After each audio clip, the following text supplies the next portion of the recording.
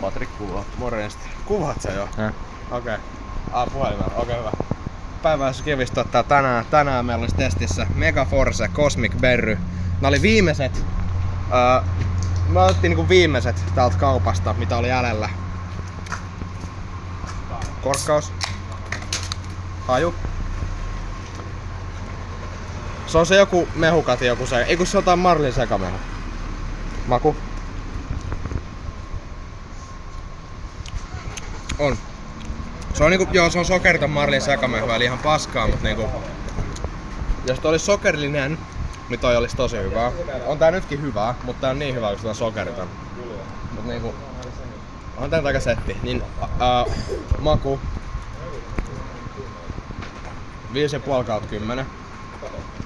Radioaktiivisuus 4/10, koska tää on kosminen säteily ja... Tai kosminen marja, niin se on säteilevät jakso. Sano joku rislainen vielä. Jos mä paskan mun housuihin, niin pääseekö mä sun pöksyihin? Rislain. Sit mulla on 5 senttiä taskuissa. Ja kun mä näen sut, mulla on 15 senttiä. Joo. Ja sitten overall-arvosana tällä on... Kyllä mä suosittelisin, että kyllä tää on niinku joku 70. Tää on oikeastaan aika hyvä. Nähdään ensi videossa. Morjesta.